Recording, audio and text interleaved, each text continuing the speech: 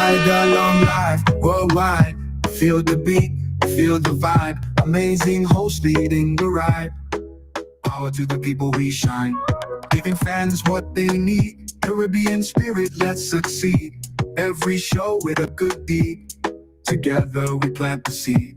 Ride along, join the dance, let's sing the song. From island to island strong, with the host, we belong.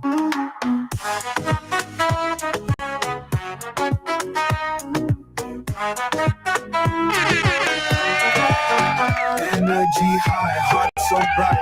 Tune in, feel the light. Global love taking flight. Every ride is sheer delight.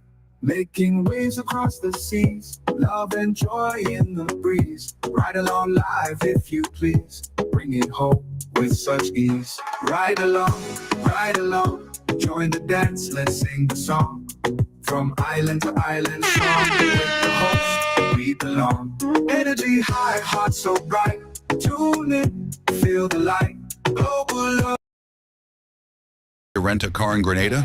Welcome to Ride Car Rental, offering efficient, time-saving service with affordable rates and 100% paperless rentals. Whether you're visiting or need a quick ride, we've got you covered. Call now at 473-422-1011 and get behind the wheel today. Ride Car Rental, where convenience meets the road. Or event to the next level? Advertise on Ride Along Live and reach over 10 million viewers worldwide every month. With a global audience tuning in for the latest news, entertainment, and culture, your message will get the exposure it deserves. Don't miss the opportunity to showcase your brand to a diverse and engaged audience. Ride Along Live, where the world watches and your business grows. Contact us today to get started.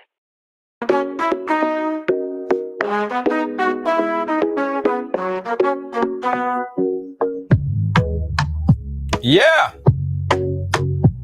Ride Along Live. Welcome to the ride. Welcome to the ride. It's Tuesday on the ride. Happy to have you on board. Yeah.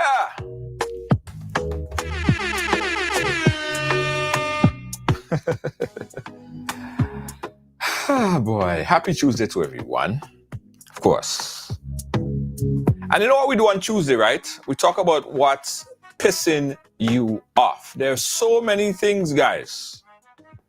There are so many things that I received today that's pissing people off. It seemed to me that there are more things that pissing people off than not pissing people off. Like everybody's pissed off, it seems. Lydia James, I see you. @followers, thank you so much. We have a lot to talk about. A whole lot to talk about. Tuesday, what's pissing you off? Nutmeg Queen! How are you, my friend? Thank you so much. All right, guys, share the thing. I have Nell Redhead. Thank you so much. Nutmeg Queen, @followers. Remember that. @followers to send a notification to all your friends, all your family, everyone. Give them an update. Say, yeah, we are live. Let me do that @followers thing as well on my page. Tongue Girl Lion Dakota. Good night. Alice. Let me share here,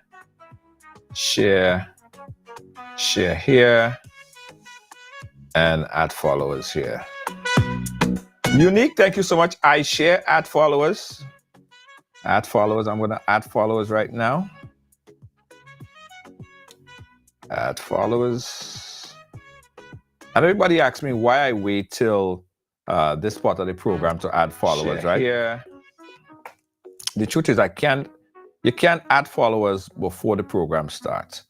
So I have to do it like when the program starts. So that's why I'm always look so preoccupied at this point of the show. Okay? All right, good. Okay, guys, so we have a few things to discuss.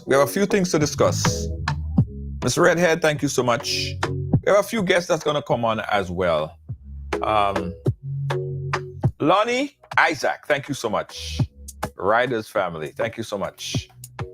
@followers and share the program. Tag it on your page. pin it on the top of your page, whatever you have to do to let your family and friends and everybody get familiar with the program and the link.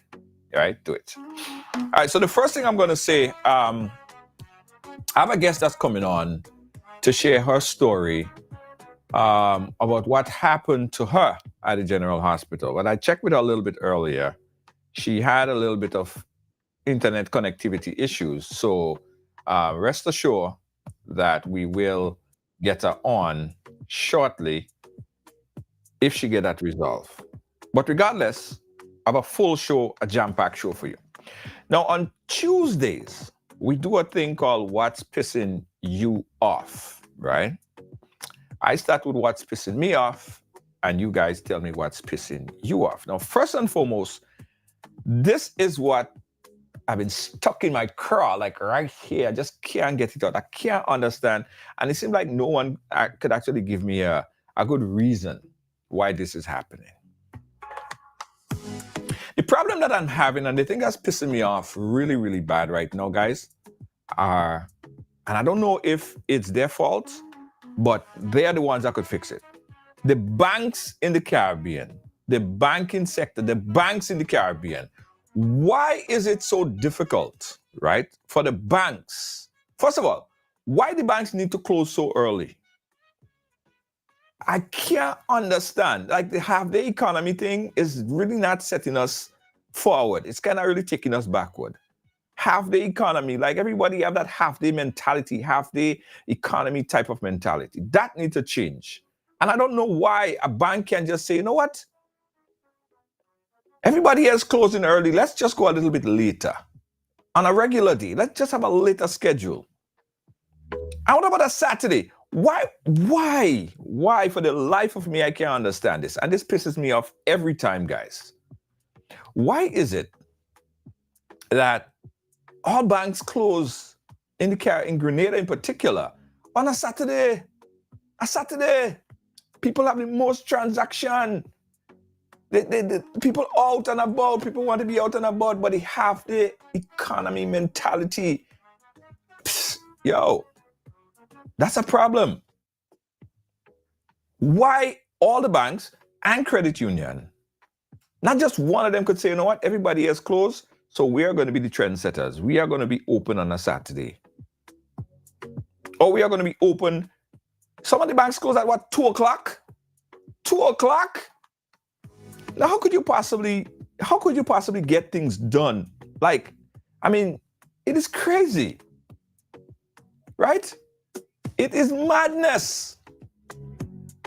Guys, we have to change that. And I think that that's why a lot of people have that lazy mentality, Jed. Because everything just people just moving slow. The banks closing early. Everything, man, you can't get progress. Banks need to open up later.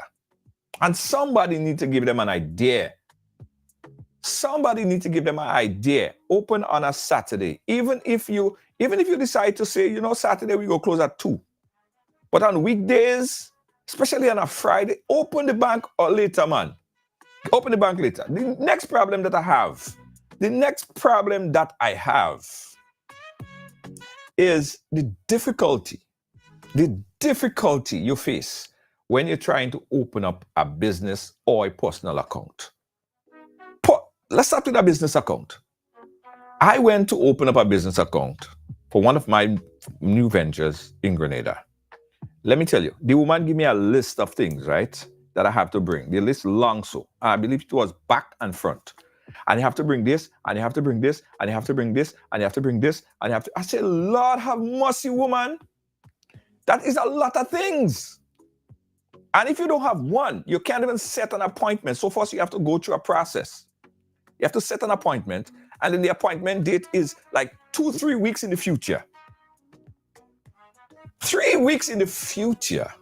Like they're telling you, you can't just walk into the bank and set and make and open up an account. No. You have to check your document and make sure that your document you have the right documents, and then they give you an appointment 2-3 weeks in the future, sometimes a month in the future. Now come on, man. That is anti-progressive. I don't know if you guys understand what I'm saying. That's anti-progressive. It's supposed to be banks or anybody for that matter. One of the key things that you have to understand, you have to make it easy for people to process transactions. Easy. Easy for people to open up bank accounts, easy for people to bring in their money, easy for people to take out their money. You have to make the process simple. Half of the times, ATM don't work in. Lot of mercy. Fall victim to that. One time I had to go to Victoria. I can't go because I don't have cash. I have ATM and the ATM don't work in. But I want to stray into the ATM thing yet. I want to keep on stress on the difficulty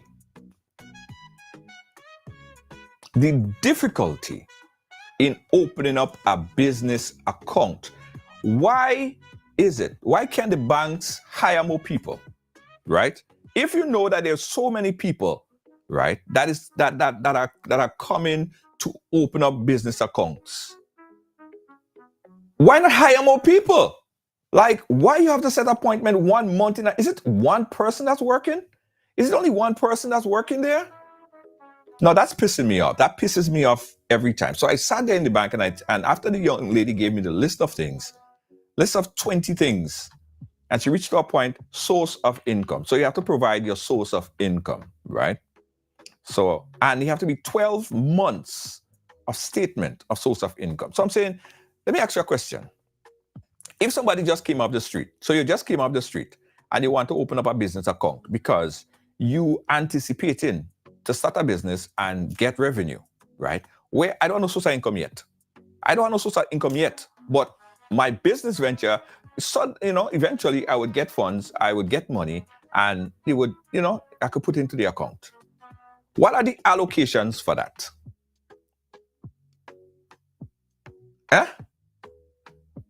So it's so difficult. It's a turnoff. Then I have to download 6 months of my statements because I have 2 bank accounts, right? I have one in Grenada. I have one right now. Well, you guys know I'm Bank with a Riser.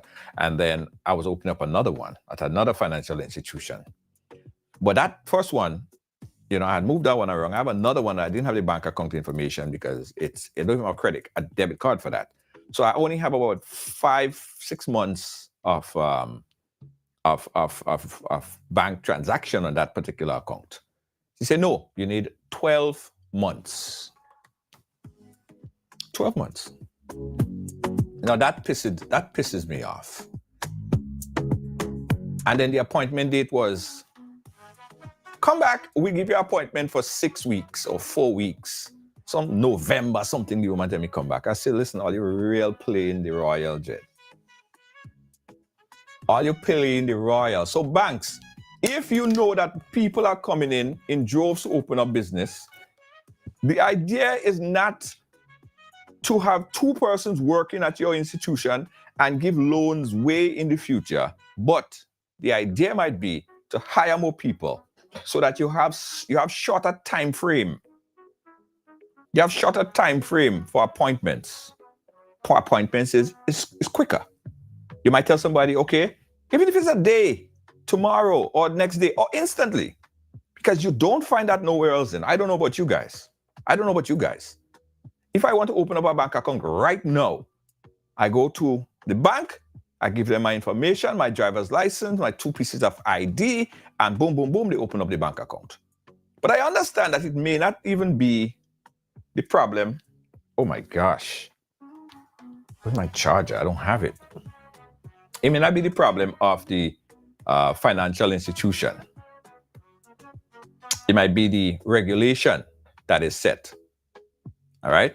I won't come back to that because I look at my computer and I realize that my battery is not charging. So, perfect opportunity to invite you to my mystery guest. You didn't know he was coming, but he's always a good friend, controversial guy, and he answers my call, and he's here to chat with us because our other guest is not here yet. Kem Jones, how are you doing, my friend? Hey, Junior, I'm fine, thanks. It's always a pleasure. Let me drop down my music and turn up your music. Yes. You good? Yes, man, I'm good on this end. So listen, how you make it with the two items? The first item, bank closing 2 o'clock. How you make out with that? What's your thoughts about that, Kim? Yeah, well, for me, Junior, I believe they should go back to pre COVID, right? That same kind of opening hours and closing hours. That's just my take. Right. It used to be about, I think, was 4 o'clock. Was it 4? Uh-huh. 3:30, 3, 4, somewhere thereabout. Right? I think they can go back to that. Why not? The 2 o'clock thing is just a bit too early. Yes. We're kind of back to normal. After COVID, we went through little challenges and so on. We know how things went around that time. Yeah. But I think we can return to pre-COVID, before COVID. Yeah. That same opening and closing time. Kim, I need a favor. On a Saturday too? Yeah, exactly. Listen, I need a favor.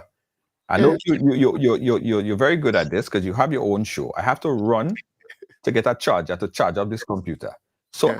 I'm gonna give you a little bit of time to just entertain my riders for a bit. Let me go and get my charger and come back. Yes, man. Do just that. It's all yours. Okay, so, folks, again, it's a pleasure for me to be here with you on this end. I'm here in Grenada.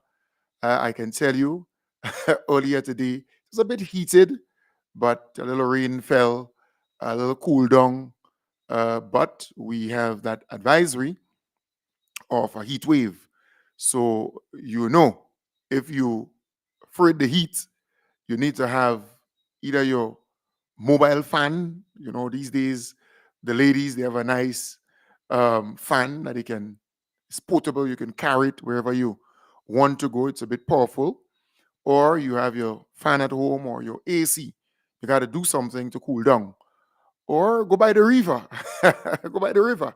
I tell people the best place to be during the daytime is maybe close to them cocoa tree and them nutmeg tree.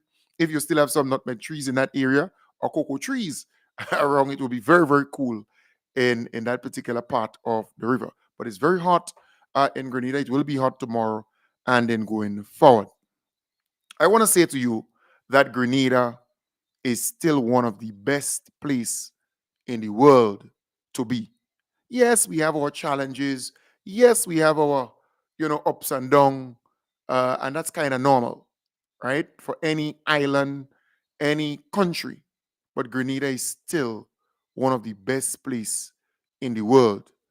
Today, I was in St. George's, and the gentleman asked another person for a little cash.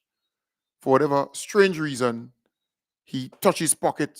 He wanted to go on the bus to get home, and he didn't have any cash. And three people turned around and say, "How much you want?" Because he was genuine, he was sincere, and that's the Grenada that we all know, where we're going to look out for one another, where we're going to help, and especially once it's genuine. All right, if it's genuine, people are going to look out for you. Earlier, during the same, period in St. George's, I passed through by Sweet Tradition in there. And there is this child, more or less, kind of, let's say, in the teens, who was asking another lady, "Can you buy X and Y for me just to eat?" And two persons turned around and said, "What you want?" Not even asking anything else. And then one person went in and purchased some food for that child. So genuinely, we have some good people out here, some genuine Grenadians, right? And wherever you go, that's the same kind of vibes you get. You leave St. George's, you go to Grenville, you go to Sotez. Don't even talk about Carriacou and Petit Martinique. Yes, we know the experience Hurricane Beryl, like St. Patrick and so on, but the love is still there. The warmth, the open arms. Come, we're going to feed you, we're going to clothe you, we're going to give you something to drink, we're going to make you leave happy. That kind of warmth and camaraderie and neighborly love is still there, right? Some people may want us to believe that everything is bad in this place. No, it is not. There are still some good people out there, and I want to say to the good people, the loving people, the kind people, the sincere people, those who are not doing things for any limelight, any praise. Today, a good lady reached out to me, Miss Charles. She reached out to me. She said, Kem Jones, boy, I want to give something towards Damien, right? This gentleman. And she said, in the coming days, I'll reach out to you so you can get it and give it to the people. So, in other words, people are following and people want to give, people want to support. And she said, I know it's not every time, it's not government alone that needs to do X or do Y. People can give in different ways to support good causes. So, you have good people out there.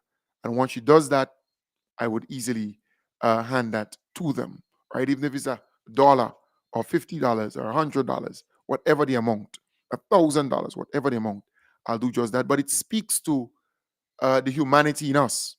We are good people. We are genuine, decent human beings. We want good for others. Yes, we might have our differences, and you cannot change that. You cannot run away from that reality. We have our differences. Some people, you may meet them, they might be Seventh Adventists. But here it is, you might go to their home, and because they know that you're not a Seventh Adventist, they might have certain things, then they say, boy, that's why they would not eat it. They would not indulge. But because they know that is what you like, that is what you love, right? So again, I am saying Grenadians are nice people, warm people, friendly people. We may have our differences, and you have to respect that. If a person is a Seventh Adventist or a Catholic, respect it, right? You're a Baptist or Anglican, respect that. You don't have to say, well, you're not this, you're not that, so I ain't want you here, I ain't want to see you, I ain't want to eat with you. No. We might be different, but at the end of the day, we are still nice people. That's right. We still reach out and help one another. And look, today, for me, encountering 1, 2, 3 situations, they were really a breath of fresh air, one, but also a reminder that amidst everything, all the talk, all the noise, all the back and forth, we still have good people out here who can actually help one another, reach out to one another. Got that. All right, Kem. So I'm back. Thank you so much, Kem. I appreciate that. Well, I was only talking about the goodness. Oh, goodness. Of people or Grenadian people. But you seem pretty sane. You don't seem like a like someone that has mental problems, though.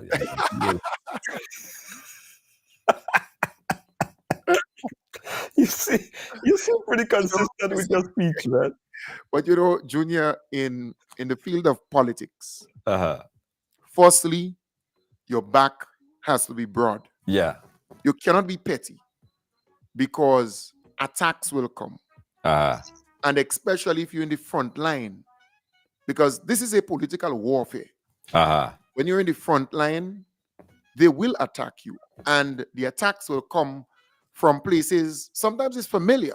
You know that person going to attack you because they're afraid of you, or they know you're the person out there fighting every day. Right? And sometimes it comes from places that you don't expect. Right. But I was expecting that. Every time when my good pal, Choops.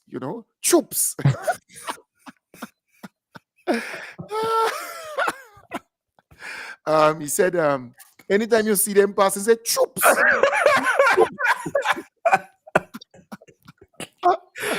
But Kev, we're laughing at this, right? We're laughing at this. Right? This made headlines yesterday. Everybody was talking about it. What's pissing you off? Let's start there, Kev. What's pissing you off? I mean, look, Junior, I would not say this is pissing me off, but it gives me a level of therapy that I don't have to pay for. Right? It's kind of therapeutic. There are times you go into some room and you have to pay for that relief, that comic relief, because when you laugh, you let everything out. Right. If you had a stressful day and you laugh it out, and make it even worse if somebody's causing you to laugh. Right. And I can tell you, even while I do my program and produce and put that thing out, I will be laughing out here, I mean, Keith Mitchell, I wanted to say just Choops, and then you would know I'm talking about. But Keith Mitchell has become a Grenadian stand-up comedian. And he has that way, because he's an old man, and you don't get that kind of humor coming from a person who's ripe in age like that. Right. And even if he pronounces words sometimes and make you wonder if he has mental cognitivity, right? I mean, sometimes some basic words he would forget. He would pronounce it in such a way that you believe that he has speech impediment and, issues there. I'm not a medical doctor, but I'm saying all of this to say, still, he would come across as a guy that you could laugh at, laugh at what he's saying. He's that kind of person. He has become a real comedian. Right. Even if we're not in a real circus, but he will create that circus-like atmosphere when he has his party events. I mean, talking about official party events, huh? You're talking about General Council. The General Council, Junior, of a party is the second most important gathering of your political party. The General Council is really like a pretext to what you can expect at your convention. So you're setting the ground for your convention. This is what it will feel like. So people can right now get some popcorn and maybe look at the expiry date, because we don't know whether this thing will be called anytime soon, right? Some say before December the 3rd. Some say it might be even next year. So we don't know, but still, buy the popcorn and the ice cream and whatever would bring you some comfort. Like you're going to the movies, those things, save it up, because you would laugh louder. You would get more of that. Right. The convention. Well, let me ask you this, Kim, because somebody wrote this on my page earlier. They said, why is NDC and the folks like yourself and other members of the NDC, why aren't they not focused on, why are they so focused on what NNP is doing? Like, it seems like the popularity and the push and the endorsement and the memes and the this and the that is somehow promoting the message. Just like Donald Trump, I don't share his content because most of his content is laughable, but putting it out there even give him more reach, because there will be more people that would search out. So why is NDC, why are people so focused on Dr. Keith Mitchell and what he says? Well, Junior, it's yes and it's no. In terms of reach, in terms of exposure. If it is something good, then you can get returns, you can get dividend on that. Right. But if it's something bad and it gets out there, you may have more people viewing, more people seeing it. But that doesn't mean to say that you're going to convince them to be on your side, to follow you. And that's something that people must understand. It's a competitive sport. Politics, it's competitive. You want to know that you have the edge. You want to know what your opponent or opponents are doing. Yes. Whether they're eating yam and you eating spaghetti or macaroni, they may have more energy than you. If they're eating the yam.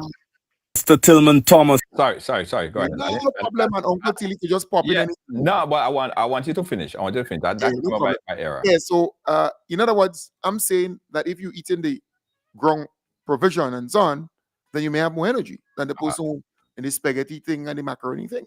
So you want to know. All right. You remember there was a time they accused Usain Bolt of eating another yam and so on. But I am saying that is what it is. So government is different from party politics. So the government, for example, I would highlight all the things that the government is doing so that the Grenadian people home and abroad can get a greater appreciation of the many things that the government is achieving and doing. I'm not saying that they are perfect, but I try my best to market it, to showcase that. But when it comes to the politics, that is the ladder, that is the vehicle that would get you into government.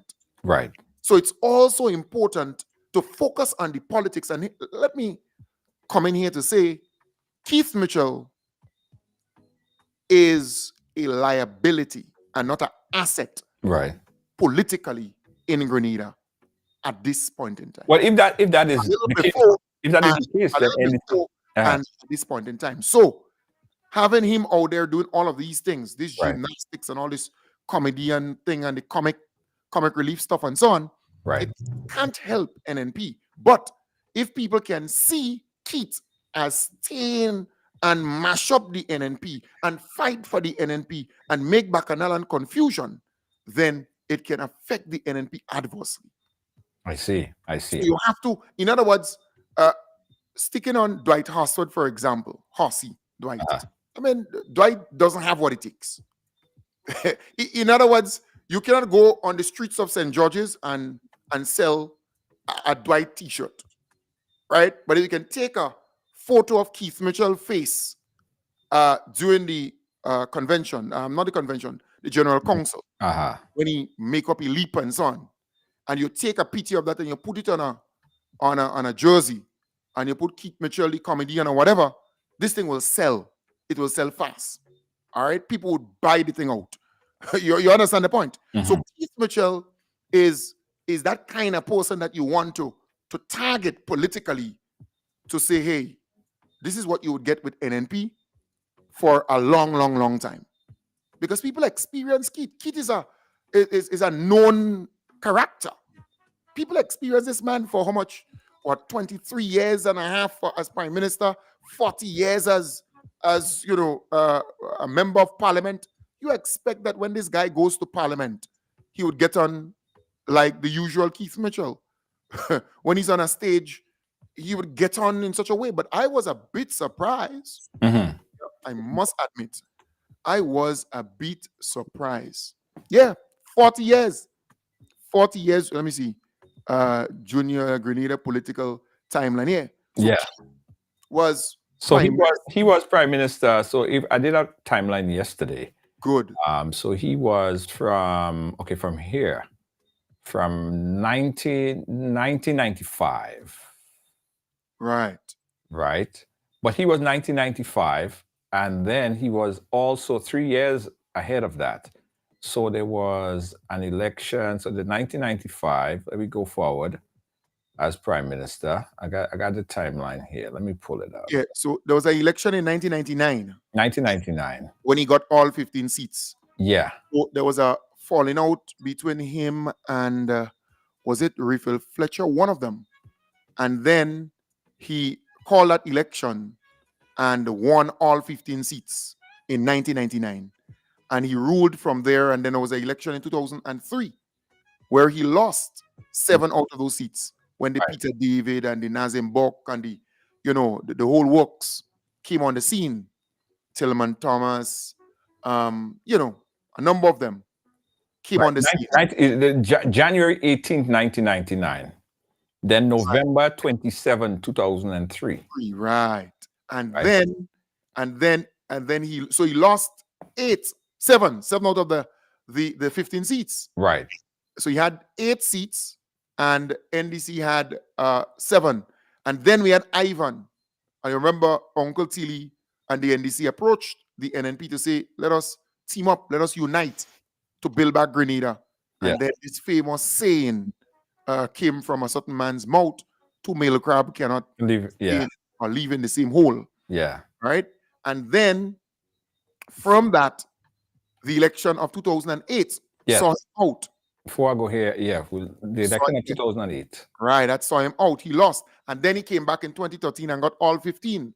With Peter David. You remember all the problems between Peter David and the NDC. And so you had Peter David, you had Joseph Gilbert, you had Carl Hood, you had my good friend down in the south. What's her name again? Glennis Roberts. Right? Michael Church, you had Ali Gill, is about 10, 11, 12 of them. Yeah. I think some of them NDC folks was involved too. I think Pastor Stanford Simon was among them. But yeah, he was with NDC. They was thrown out. Right, it's a whole clique. It's a whole squad, right? Yeah. So then Peter David befriend NNP, Keith Mitchell, and they were real buddies. I mean, and then Tutu's election in 2013, NNP won all 15 seats. Peter was made a senator. Yes. All right. And then he ran back in 2018. He ran in 2018. Yeah. Remember, Nicholas Steele then moved to the South, won his seat in the South, and Peter went back into Tongue and won his seat in Tongue. Yeah. All right, that because 2018 was 15 seats again. Yes. And then 2022, That's we saw a NDC. change with NDC defeating the NNP. But remember, Junior, Uh-huh. Keith Mitchell ran in 1972 against George Hosten and 1972. lost. Yes, he was 26 years of age. He was 26 years. He was born in 1946, November February 7th, 1972. That was the date. Yes. February Right. 7th, 1972. Thank you very much. Eric Gary, Grenada United GULP Right, won that. won that election. Yes, and Gary George Hosten, re-election. Yeah. George Hosten beat Keith Mitchell badly. Uh-huh. Keith Mitchell was about 26 because he was born in 1946, November the 12th, 1946. And then the election of 1972, somewhere February, as you rightly said, somewhere wrong there. So he was about 26 years, Uh-huh. Keith Mitchell. And then there was a 12 years or 12-year period, a lapse or a period where he absent himself from the scene and came back and ran in 1984. Yes. And he won. And from 1984 to this point, he never lost his seat in St. George's, in St. George Northwest. So December the 3rd Yes. would make Keith 40 years in the Parliament of Grenada. I want to run down this timeline here because I tried to do it yesterday with former Prime Minister Tillman Thomas, but we had some problem with internet connectivity. Peter David could be seen and known as one of the most colorful politicians. He's a flourishing politician. And it's shown right here in this presentation. So in 1989, Peter he became a political active member of the MBPM, right? That information is there. Let's go forward a bit. In 1994, he moved towards mainstream politics and joined the National Democratic Congress. That was in 1984. Is yellow there. In 2003. No. But Junior, Uh-huh. you did not mention that Captain Peter, was involved in the revolution. Yes. Right. So even before all this formal political stuff, Captain Peter was involved in the revolution of the country, and that was in 1979 to 1983. 83, yes. That period, I think he was a captain, and he was one of the most cowardized captain you could have come across during that period. In fact, if he hear a little noise, he will run, and the troops will advance. Okay. Right? So So that's 19. It's good history. It's good history. I wanted to set that premise because a lot of people don't understand the historical recollection of what's happening, right? So when he became a member of the NDC in 2003, he won his seat in the House of Representatives in the Tongue of St. George for the NDC for the very first time. Moving forward, in 2008, he led the Tillman Thomas administration to win. He was re-elected by the NDC. Well, hold on. So he didn't lead. He was a part of that team. Okay. Right. So Didn't lead. Tillman Thomas was the prime minister. Absolutely. And then you had the Nazim Book. You had Peter David. You had Colin Doe. Colin. Glennis Roberts. Sorry, I said not Colin Doe. Sorry, not Colin Doe. What the hell? Which one? Go You had David Lambert. ahead. David Lambert, he didn't win his seat. You had Carl Hood. Carl Hood, yes. Right. You had Fullerton, Kendrick Fullerton. You had Ali Gill. Ali Gill, right? Well, Ali Gill was just a support structure. Right. He was a support man in the background. Yeah. Right. And then in St. Andrew, you had Alan Walker. Yeah. You had this woman. She lost. She was a tall lady. Ingrid Rush. Really? From where? From St. Andrew. Really? Rush, that was my constituency. That's up in my area. Right. And then you had Ingrid Jackson. Patrick Simmons. Right. And you had Patrick Simmons was not there as yet. Patrick Simmons wasn't there yet? in you're talking about for the election of 2008 then, but 2008. oh well, 203 I was referring to Okay. come Okay. right? All 203. And then in St. John you had Michael Church in 2008, Right. and Michael Church in 2000 and who ran in 2003? I think it was Michael Church too, you know. There was somebody who ran in 2003 and lost. Ali Dowden was with the NDC, but he didn't win. He went up against Dr. Keith in the same constituency and he lost. All right, good. Yeah. Nice. Well, that was not during 2008. That was 2008, I believe. Yeah. Wasn't it 2008 Ali Dowden was with the NDC? Oh, I can't recall. Okay. So we stand corrected because I believe. Yeah, but definitely Patrick Simon. Yes. Patrick Simmons, he won his seat in 2008 because he was 11 of them. Yeah. Michael Church, in fact, I was the campaign manager for Michael Church in that time, right? So Michael Church won his seat. Joseph Gilbert won his seat. George Vincent? No, George Vincent was the following year, the following election. Okay. Following election. Okay. Right? And he lost. He lost. George Vincent lost. He became minister of something during the NDC time, but he didn't run and win. So in the Northeast, we had who we had in the Northeast, boy. During that time, I think Thomas in NDC. Yeah, wasn't it Nazim? Well, right. So Nazim, Northeast. Yeah, and St. Andrew, right? So, but it was 11 of them. I think Elvin Nimrod won his seat. Yeah, Keith won his seat. Who's the other two? Gregory Bowen lost. What's her name in Victoria? Clarice Modest won a seat. St. Mark, yeah. Clarice Modest and somebody else. Somebody in St. Andrew won their seat. Bola. Was it Bola? Wasn't it? Oh, no, you know. No, yeah. Yes, Bola. Bola.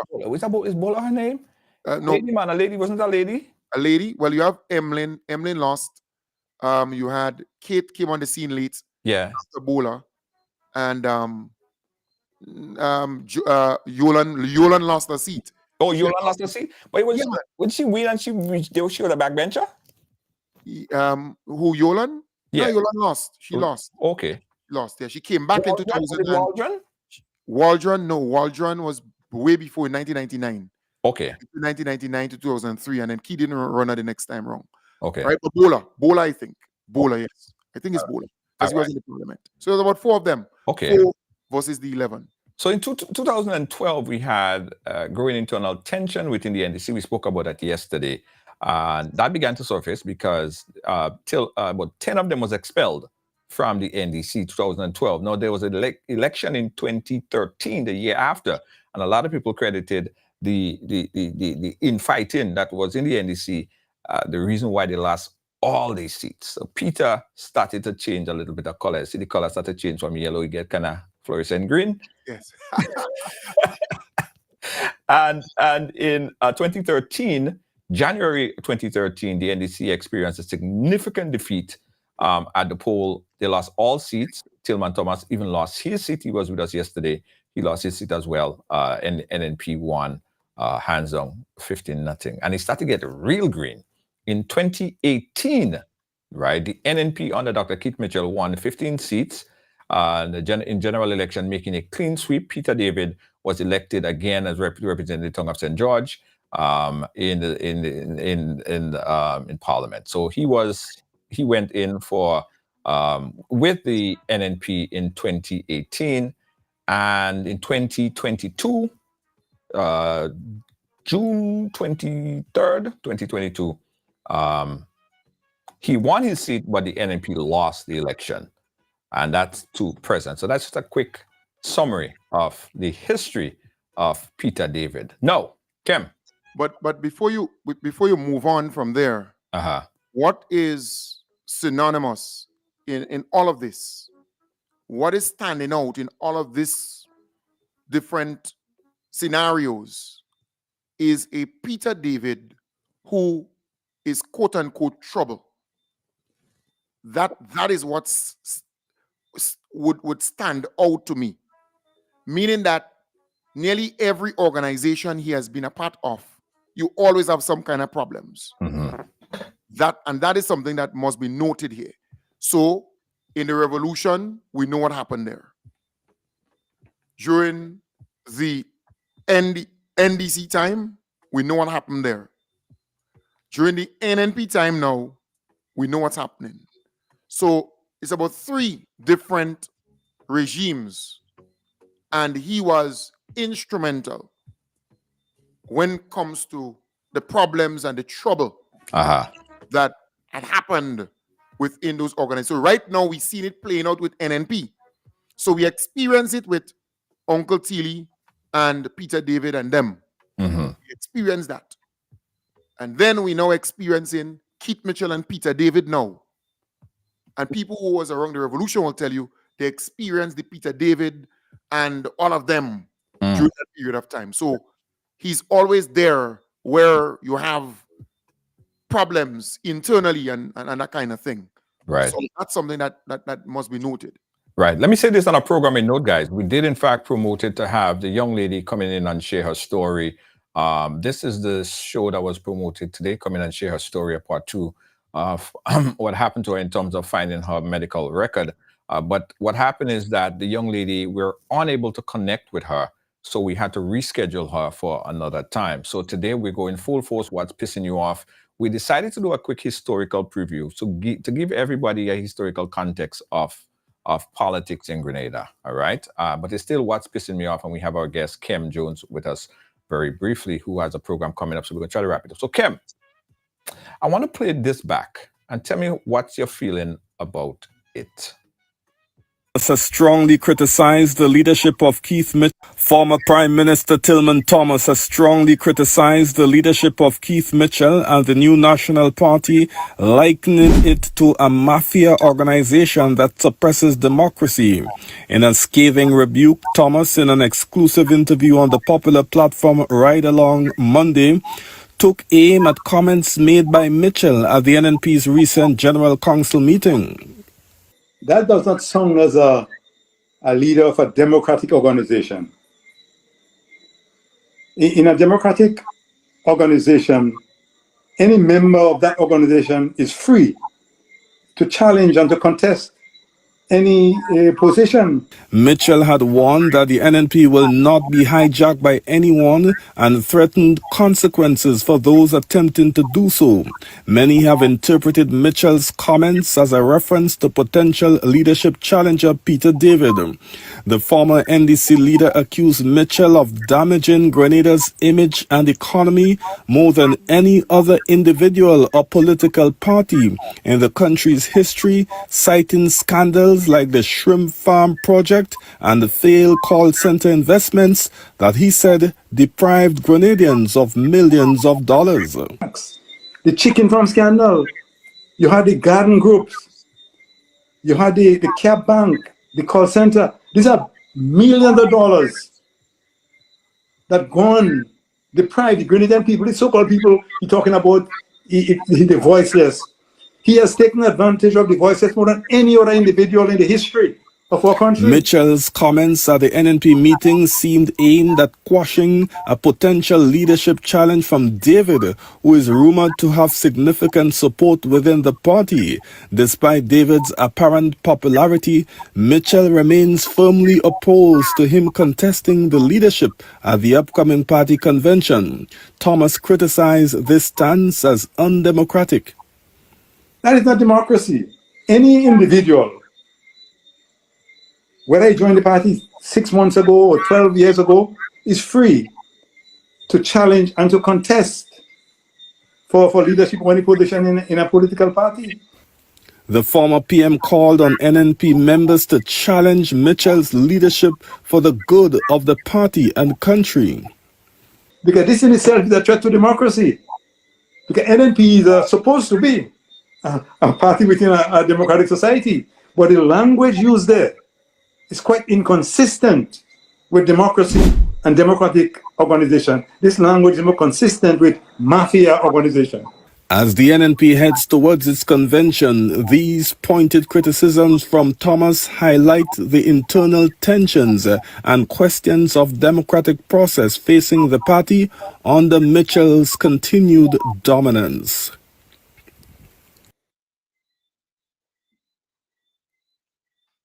Hello? Hello? Yeah, that was Royal Titus there on his. Yeah, I know. Royal Titus' voice is conspicuous, you know. Yeah, You yeah, yeah. I don't even want to ask you what you think about it because I figure that I know. Right. Well, look, Uncle Tilly is an honorable man. Uh-huh. He's a man of integrity. He's a man of deep faith. He's not greedy. He's not selfish. He's not power hungry. He loves people. He's genuine. He's sincere. When he speaks, it comes from a sincere place. He has always fought for democracy. Mm-hmm. He has always stood for freedom of the press. He's a man who believes in constitutional governance. So when he speaks, everyone should listen. Look, this is the only prime minister, during my time, Mm-hmm. who never fuss about power and going to the church in a funeral with SSC with guns and 100 vehicles. He would just go and just be and mix and mingle with the people. So, look, he's correct.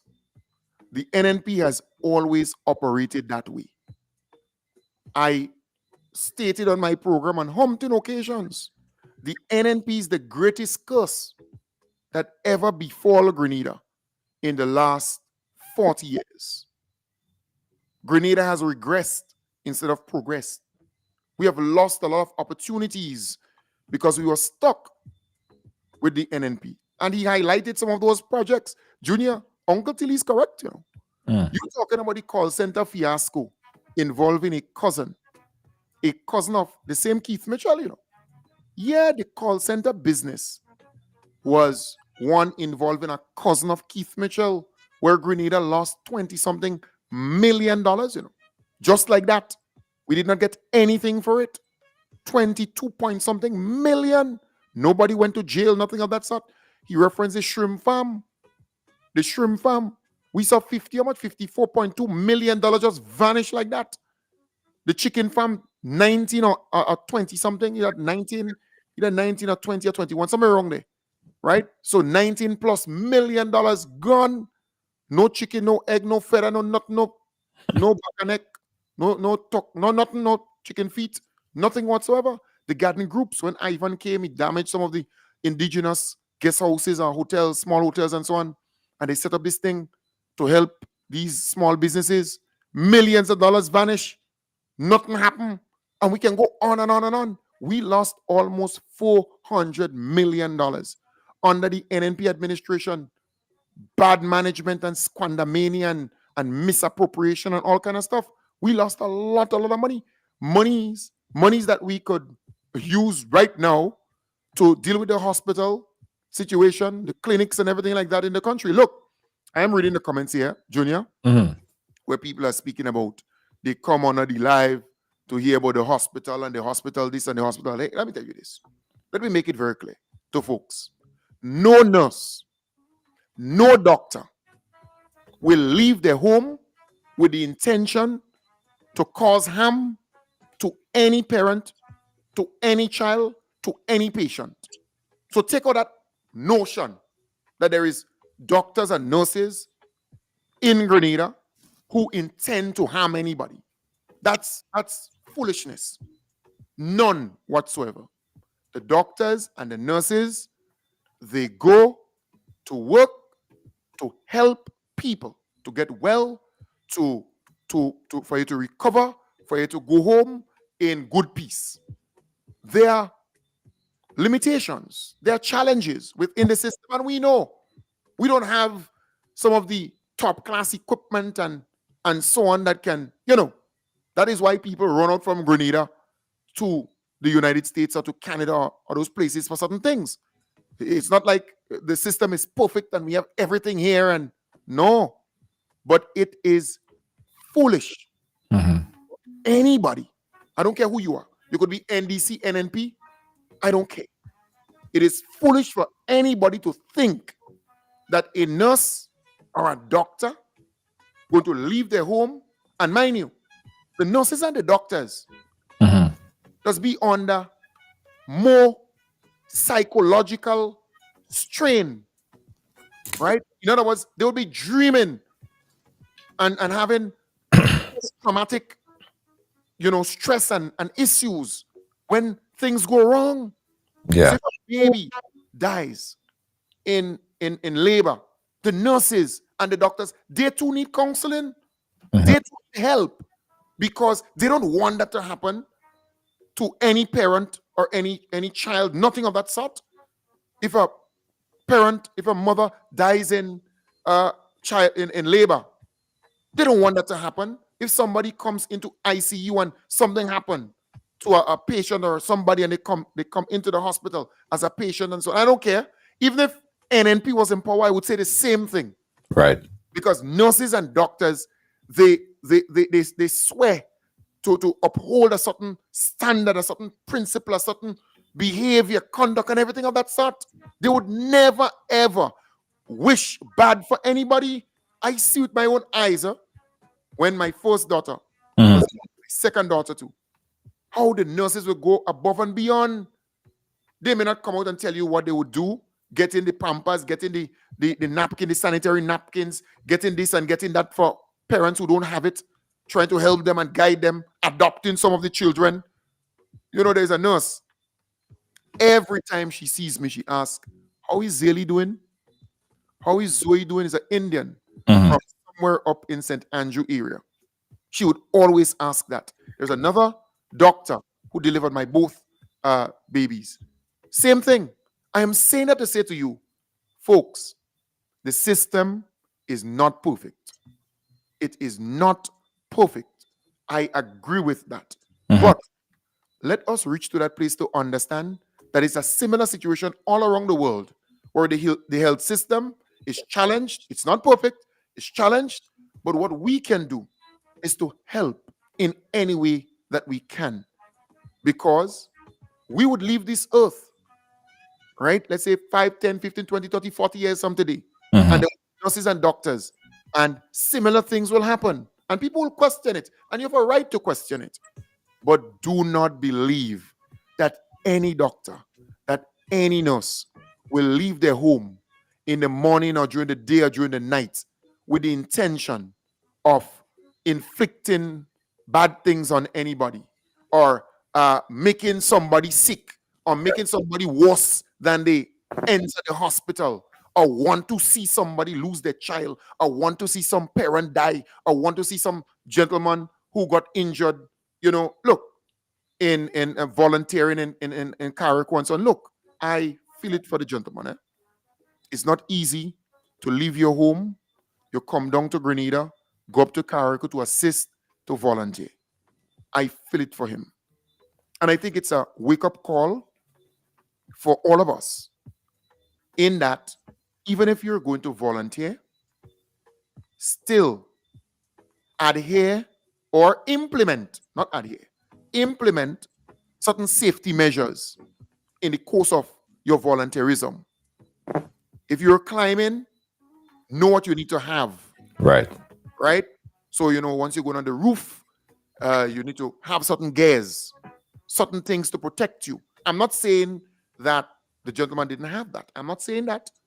And I'm not saying that the gentleman situation is, no, I'm looking at generally. It's a wake-up call for us. How can we prevent that from happening as we move forward? Yes, it is good that you want to volunteer, but the hard hats, the boots with the steel tip, the ropes, the ladder, having it tied, you on the roof, having the rope, having the whatever you have, you have the how you call that, the thing that you put up along the house if you're painting, you can put the kind of iron stuff. Oh yeah.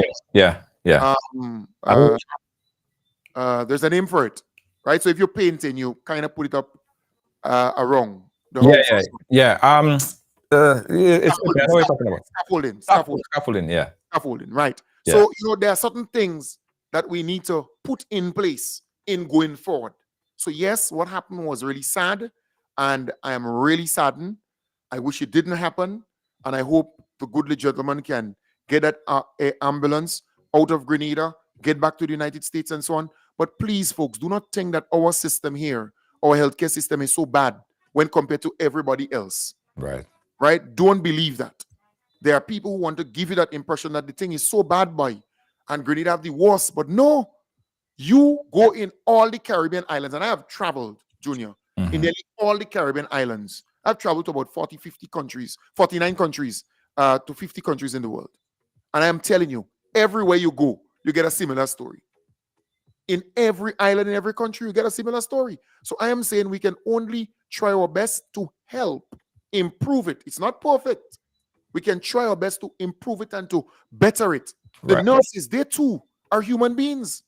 You know, a nurse, I got a lift, Junior, and I don't want to make any mistake here. About 2 days ago, right, I got a lift with a gentleman, his wife and his son. And his wife is a nurse. She was going to work. And she said, Kem, we are under tremendous attack.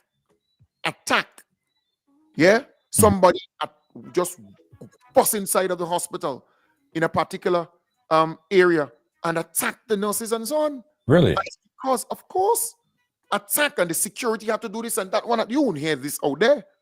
Where people are, you know, because of the rhetoric, because of certain things out there, they're causing people to be so riled up, so angry and so on, that they're tempted to go there and fight with nurses and fight with doctors and react in such bad way. But they're humans too, human beings who care and who have feelings. And I'm saying again, there are nurses and doctors who get nightmare, who'd wake up in the night screaming, bawling, because they saw certain things during the day that they fight to help and prevent and so on. And for whatever reason, God knows, the person passed away. Yeah. It's not easy when a nurse goes to a person home, picks up a patient, bring them in the hospital, give them all the care that they can give them, and still they get the news that the person dies. And especially if they're very young. So it's tough. It's very, very tough. So I'm saying again, folks, do not believe for a moment that nurses and doctors would intentionally, I think that's the word here, Right. intentionally, right, or purposely cause a patient to die or get worse, you know. No, they're human beings and they want good for you. All we can do is help. Do you know, Junior, there are Grenadians abroad who are specialists in a lot of areas within the whole medical field. And for some reason, they would not even say, let me return, even if it's once every year, and train some of the nurses and doctors. Or, because once you're a specialist, that's a different ballgame. Right. Right? Train them or get the equipment, the modern equipment out there, and maybe sponsor that, donate that to the hospital, train them to use it so that our system can be better. There are people in that field who can actually do that. Grenada is small, right? And I have always advocated for a number of things. Yeah. One, I have stated that we have one of the best universities in the world, producing hundreds of doctors yearly, or every 2 years, every 4 years, just name it, right? But there's a graduation nearly every year. So we produce doctors, but we need to put the incentive in place, Right. so that the same doctors can see Grenada as home. Right. In other words, you may not be from here, you may not be a Grenadian, but you were schooled here, you became a doctor here. Let's ease up all the restrictions where they can buy a piece of land, right, without paying all the extra because they're not Grenadians. They can build a house without all the extra that they have to pay. They can own a home. They can get citizenship as Right. long as they're willing to serve, even if it's 2 months, 3 months every year. Yeah. all right, for free or for pay, all right, then the children, make sure that the children qualify for citizenship too. Mm-hmm. That's it. Make them be a part of That's it. Grenada. They feel that they are part of the society and they can contribute towards the development. Even if they would go back to their place or wherever, they would still come back and volunteer and support and do what they have to do. Also, I am of the view that there needs to be a greater partnership between SGU and the government of Grenada, Right. particularly the Ministry of Health. I know that there's a good relationship there already, but you need to enhance it. You need to build upon it. All right? You need to do that. I think that we have one of the best, and mind you, making sure that our doctors become specialists. Right. That is key in my belief. Specialists. You want specialist doctors. Yeah. You can be a general practitioner, but we want to go beyond that. And that's my take on it. My thing is that we need to have a greater relationship with SGU and the University of the West Indies.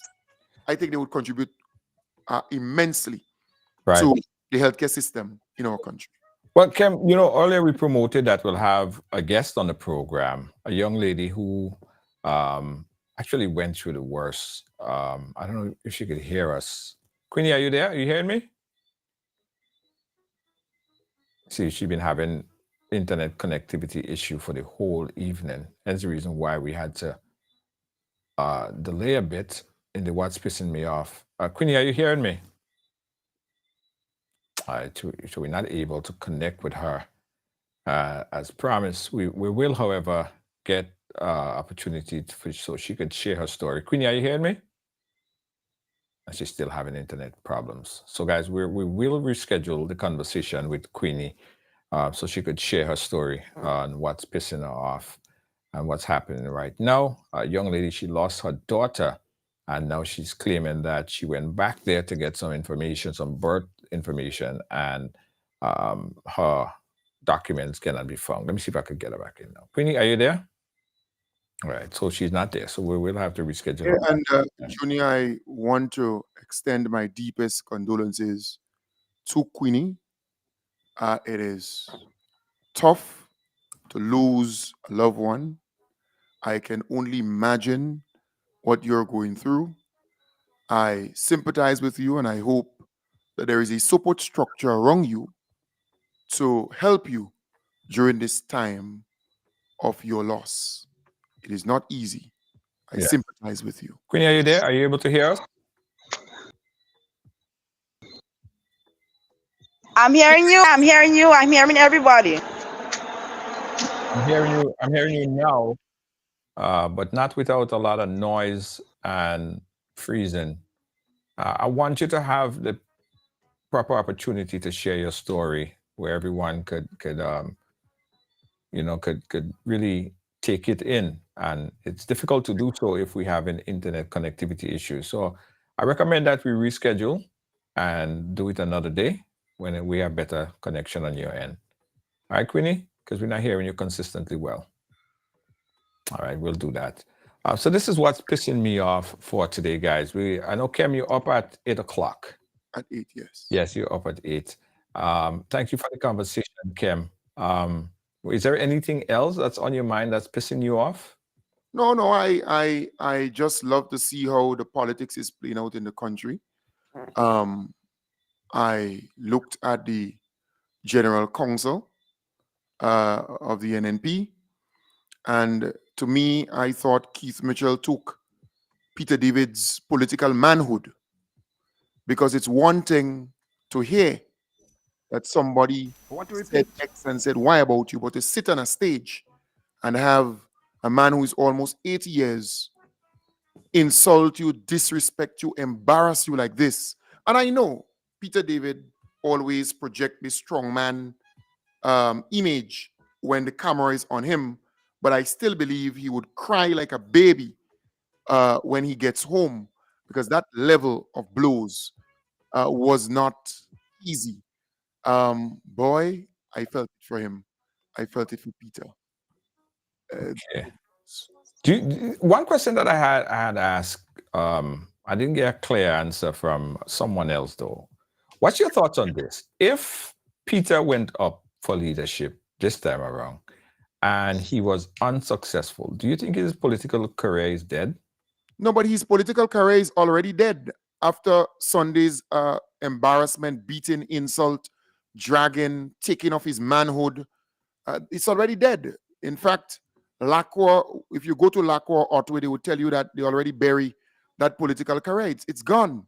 It's dead. It's gone. He has nothing to stand on. You see, if you take a person's manhood away from them, if you take a man's masculinity and his manhood away from him, he's nothing. And that is exactly what happened. That career already dead.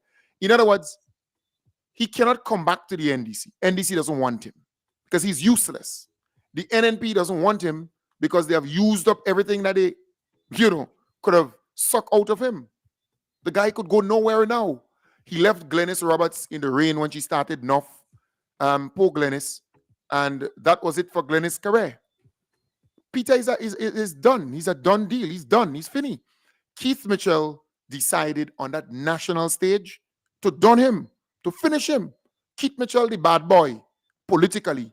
He's a political bad boy, He decided to go on that stage day and embarrass this guy publicly. He knew that everybody was watching and looking on. And you see, Junior, if it was me, it would have been a different reaction. All right? Different, totally different. But Peter took the blows. He took the blows, he took the embarrassment, and he went in the corner and wiped all the fresh coal out of his nose. And look who did it to him, Keith Mitchell. The marriage that they had, Junior, was a marriage of convenience. Keith Mitchell not only destroyed or wiped out Peter David's political career, but also all the Chester Humphreys and all them guys on them. All of them, Keith was able to unmask them and deal with them in such a way. Look, Junior, Peter David right now should take the pigtail bucket from Miss Omen shop and just put it over his head and walk in St. George's and let people tell him where to go. Because politically, he's done. He's finished. But here it is. Some people believe that Peter is this popular person, this individual who, command a certain level of popularity and respect and leverage. Do you know, Junior, Peter David, when he ran during NDC time, right? He didn't win by much, When he ran during the NNP time, first go, he won by a certain amount. And after that, he almost was beaten. So, Kem, you don't think that if Peter run as an independent in the Tongue of St. George, you don't think he will win? No. As long as you have a good candidate to go up against Peter, the guy is history. The guy is weak. You could pull up the numbers. Just look at the numbers, Junior. It's easy to just Google it. Right? The election results of 2008, right? 2008, and the election results of 2018. Right? Just look at those two. You could even go as far as 2003. 2003, you could look at the difference. Who he ran against and how much he beat them by. In 2003. Then he came back, he ran in 2008, and he won again. Yeah. Look at the numbers. Look at the numbers, and you would see. And then you look at 2018. Look at 2018 and look at 2022. And you would see that the guy is on a decline. The graph is looking downwards, is aiming downwards. He's losing more and more of his support. So it's not that he's this popular candidate and this, this guy who is commanding a whole pile of people. In fact, Andy Williams, the Honorable Andy Williams, the Honorable Ron Redhead, the Most Honorable Deacon Mitchell, won by way more than this guy. Way more. And then if you look at Keith, for example, Keith has always won by a 900 or almost 1,000 votes. So, he could beat his chest. The most honorable Deacon Mitchell could beat his chest. Andy Williams could beat his chest. Ron could beat his chest. But not Peter. Peter lost by, he won by 211 the last time round. You got that? I hold on. Probably you could, let me see here. So Peter. Election results. Election. Yeah, I see election result. Okay. Let me see. Grenada. And then you put it, let's see. Let's look at 2003. Right? And you should be able to get it here. Yeah. Right? So it's right. Election results. And you go lower down, National Democratic Congress. All right. So so I am saying, right? So Mine is just not loading. oh yeah, it takes some time. Those things take some time, eh? Yeah. Yeah. So all right. So NDC, the history here. Yeah, but anyways, let's look at, maybe we could look at 2000 and the most recent two, right? You could look at 2008. He ran in 2018. 2018. All right, so he ran in 2018. Peter ran in 2018. Yeah, you could look at that. Peter in 2018. Where is it? Yeah, but you just look at the preliminary results. Let's get that here. Right. There's a nice breakdown. Yeah, I'm not finding it. I'm seeing the general breakdown, but not General the breakdown. candidates. Yeah, but there's a nice breakdown. One of those gave a nice breakdown.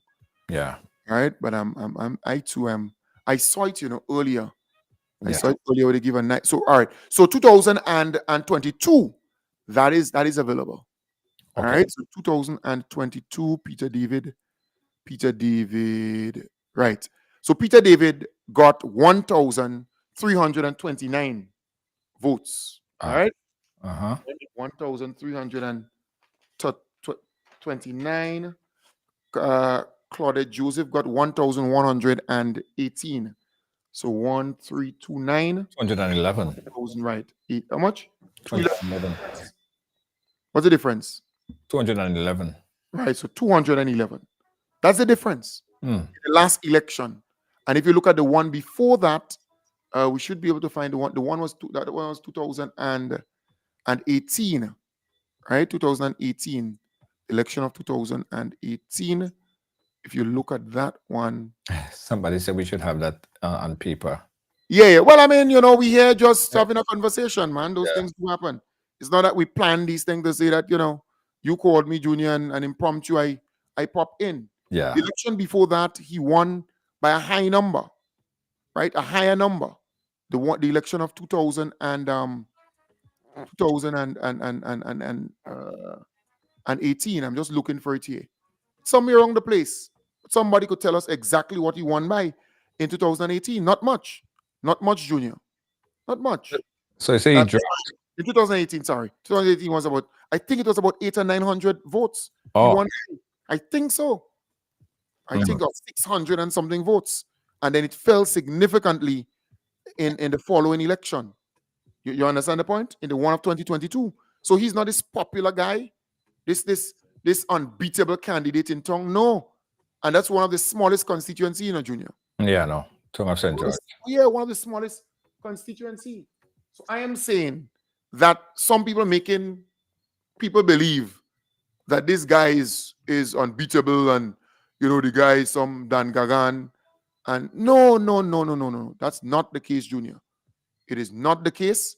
And I am saying it is clear that if one looks deeper, they would realize there is about 12 polling divisions, I think, in the Tongue of St. George. It's about 12 polling divisions in the Tongue of St. George. And if you look deeper, you'll realize that the guy is not that popular. And that's something that we need to discuss in detail sometime. Let's look at it. If you say that the guy is popular, you say that he's this and you say that he's that, let's talk. Let's have a conversation about it. Let us have a conversation about it. I would love to have a conversation about it in the Tongue of St. George. Well, we will look at it. Something that we could look at from for historical conversations. Yeah, I think we could dig up that and get it and find it and have a conversation about it. Yeah. You understand?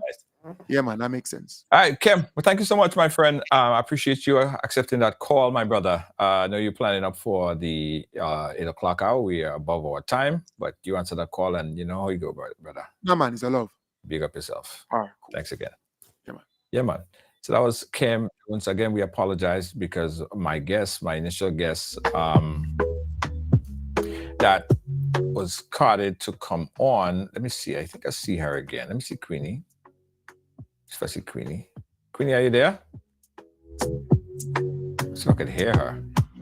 Queenie, are you there? That's a problem. I'm having a problem hearing her. All right, don't worry. Don't rush it, Queenie. I can't hear you. I can't hear you. So we'll give Queenie another opportunity because we can't hear her at all. Queenie is a young lady. She did a story on this platform about 2 years ago, right? Her story was that she felt that her baby was neglected when she came into the hospital. That's her story. And because of the alleged neglect, the baby died. Queenie went through a lot to try to get information and you know, just stay on top of it. Queenie obtained a lawyer. She got an autopsy. She did everything. No, that was 2 years ago. So 2 years forward now, Queenie went into the hospital to try to get additional information about the death of her child that happened a couple of years prior. Now the hospital is saying, and the child died about 8-9 years ago, by the way. So the hospital now is saying that they can't find any documentation, nothing about the child. So Queenie wants to sound the alarm. Queenie wants to come on and talk about that because she feels like she is double neglected. Her child is being double neglected. And I want Queenie to share her story because I think it's important. All right. But we are unable to connect with her at this time. But I promise you guys, in the week, we'll sort out Queenie audio and visual, and we'll have her back on the program so she could share her story. I know a lot of people was interested in hearing her story, but as you could see, guys, we're trying our best, and it's just not happening. Queenie's here, you see, but we just can't hear her. That is the problem. That is the problem. Right.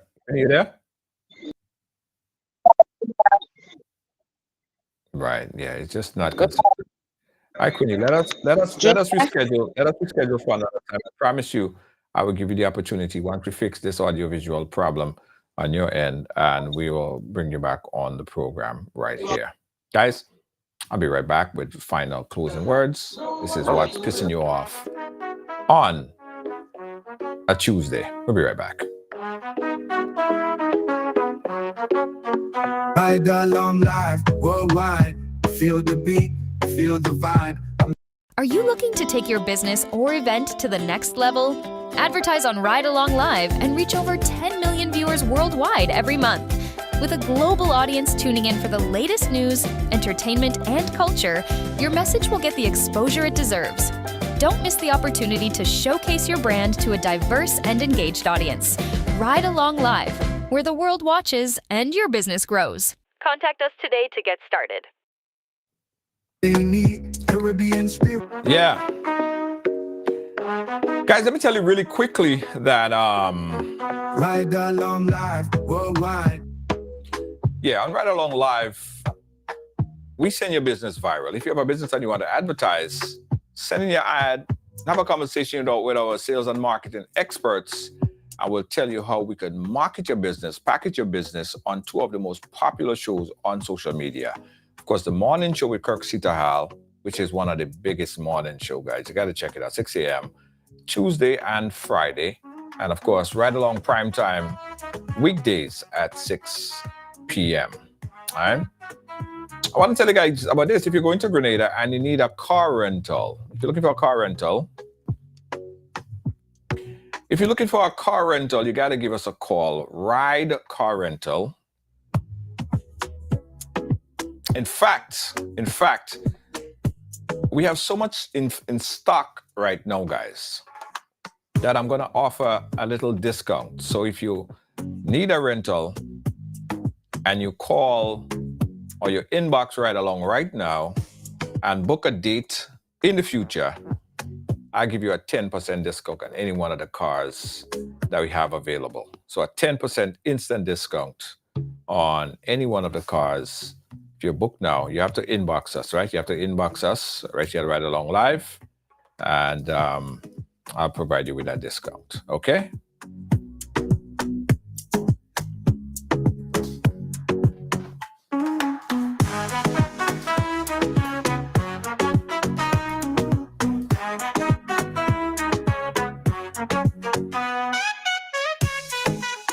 Ride along live, worldwide.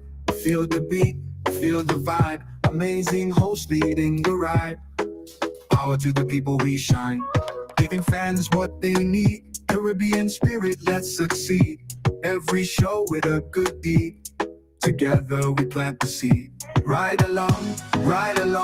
Join the dance, let's sing the song.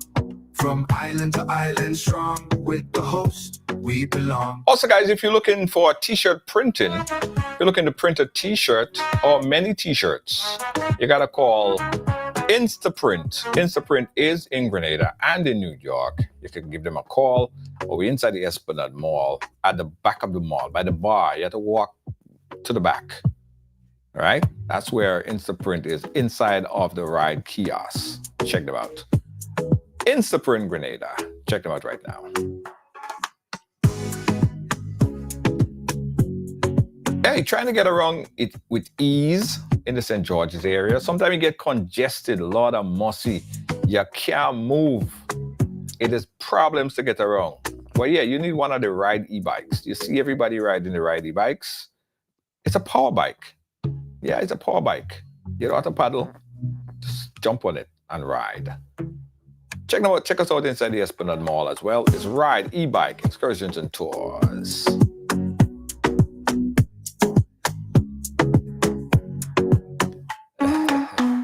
Marilyn Benjamin, so I want my discount, please, and tonks. Marilyn, you already ordered. Oh, Lord, Marilyn, the discount is now. Marilyn, we'll give you something. We'll give you a nice gift when you get to Grenada. How about that? We'll give you one of our nice t-shirts, okay? Thank you, Marilyn, for using our service. Marilyn just booked today. Marilyn Benjamin just booked her ride today. She's all set, all ready to go. And guys, the other thing about the ride, right? We'll pick you up at the airport. Yeah, we'll pick you up at the airport. So if you're coming in and you don't have a ride to get, because when you come in, you know, you have to get from the airport and you have to get to go get your license. So one of our staff is going to pick you up at the airport, take you to get your license if you don't already have a temporary license, and then you're all set, all good to go.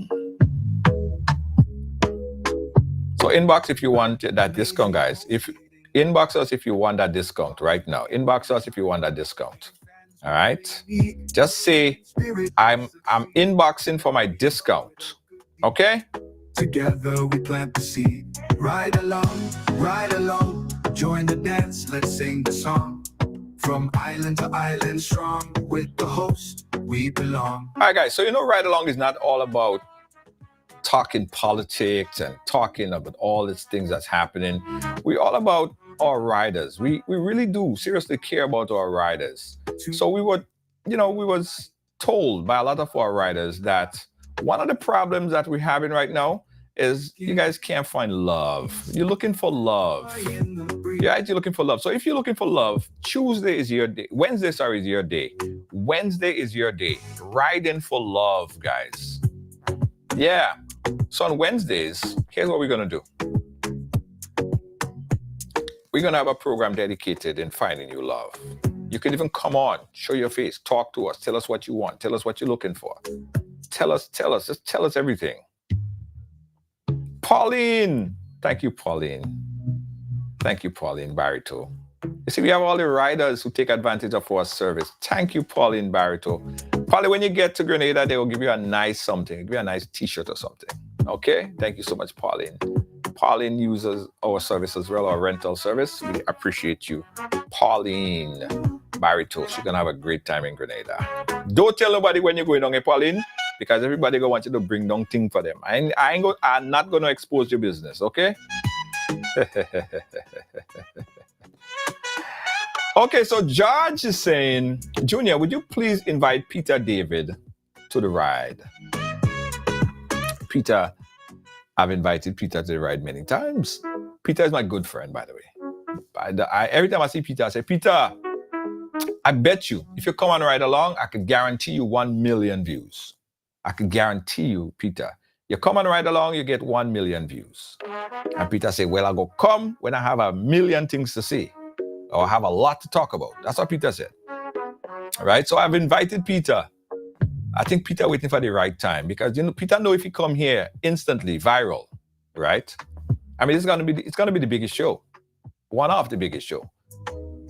So Peter probably just, he's just kind of taking it easy. And when he's ready to break big news, reach 1 million people, which, Ride Along is the only place you could really do it, he's gonna come. So Peter waiting for the right opportunity. Peter is my real boy. Trust me, Peter is my boy. And Peter will tell you, we always bunks in face when we see each other. In New York, me and Peter went down to Grenada on the same flight the other day. Yeah, so big up yourself, Peter. Peter, platform is open, all right? The riders want to hear you. The riders want to see you. And Peter probably watching the thing right now. Yeah? All right, so I was telling you guys, if you're looking for love, Wednesdays, that's your day. All right? So there's an opportunity for you to find love. Tell us what you're looking for, the kind of guy, the kind of girl, the kind of woman you're looking for. And we go sort you out. You could even come in, you could come in live and chat with us. You could come in live, just click the button and come in live and chat with us. Right? So you're looking for love? We got you. I feel the beat, feel the vibe. Amazing host leading the ride. Power to the people we shine. Giving fans what they need. Caribbean spirit, let's succeed. Every show with a good deed. Together we plant the seed. Ride along. Riding for love. Riding for love on the Wednesdays, guys. So don't forget, if you guys want to be a part of this, if you are searching, we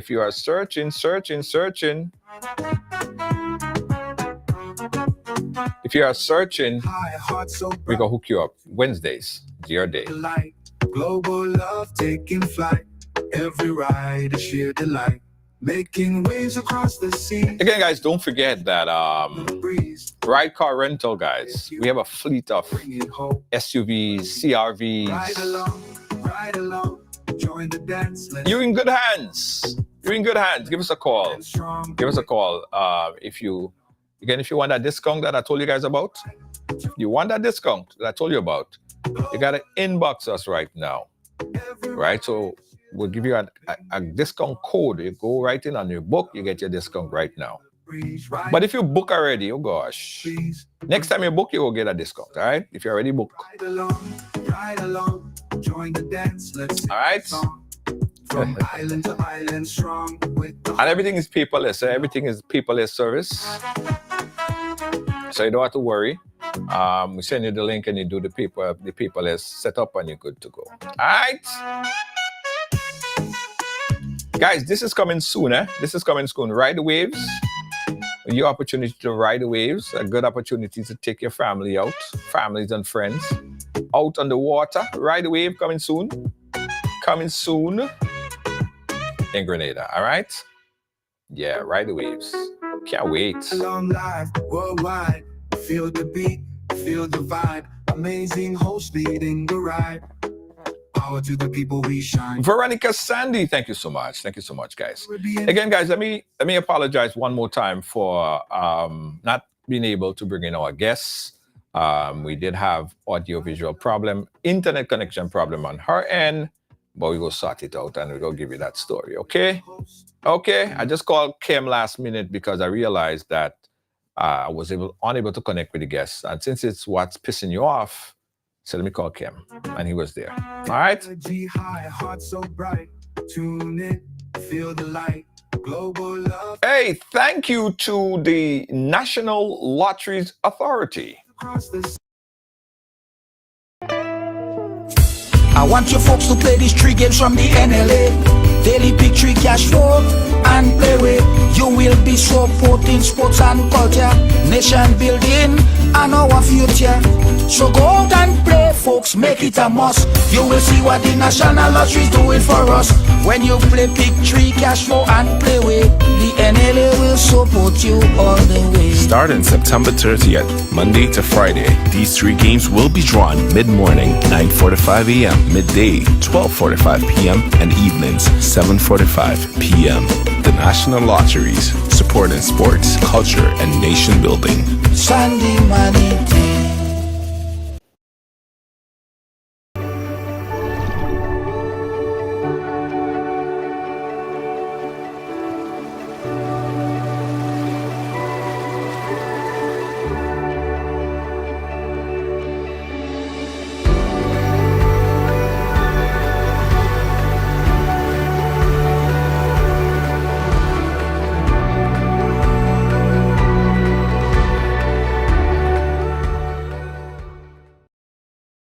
Today.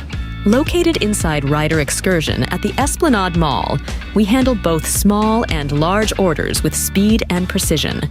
For fast, quality t-shirt printing, call Instaprint at 473-422-1011. Get your perfect print today at Instaprint. Printing done in an instant. Pick yourself up with Ride Rent a e-bike today and take advantage of the smartest and coolest way to get around. Rental starting for only $30 per hour and less than $100 EC per day. Zip through traffic, save money, and look awesome doing it. Check us out at the Esplanade Mall today. Visit us online at ridersebike.com or give us a call at 473-422-1011. Your wallet and the planet will thank you. Ride Rent a e-bike. To rent a car in Grenada? Welcome to Ride Car Rental, offering efficient, time-saving service with affordable rates and 100% paperless rentals. Whether you're visiting or need a quick ride, we've got you covered. Call now at 473-422-1011 and get behind the wheel today. Ride Car Rental, where convenience meets the road.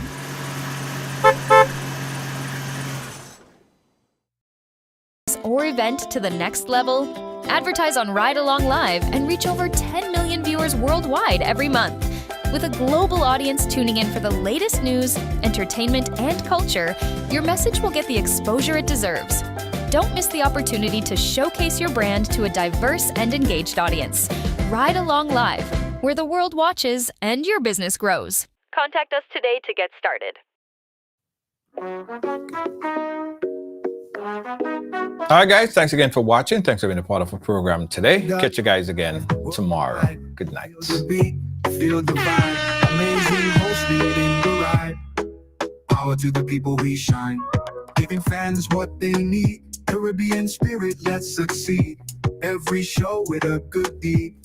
Together we plant the seed. Ride along, join the dance, let's sing the song. From island to island strong, with the host we belong.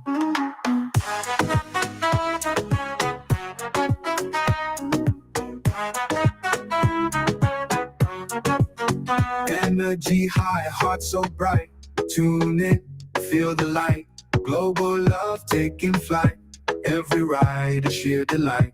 Making waves across the seas. Love and joy in the breeze. Ride along live if you please. Bringing hope with such ease. Ride along, join the dance, let's sing the song. From island to island strong, with the host we belong. Energy high, heart so bright. Tune in, feel the light. Global love taking flight. Every ride a sheer delight. Making waves across the seas. Love and joy in the breeze. Ride along live if you please, bringing hope with such ease. Ride along, join the dance, let's sing the song. From island to island strong, with the host we belong.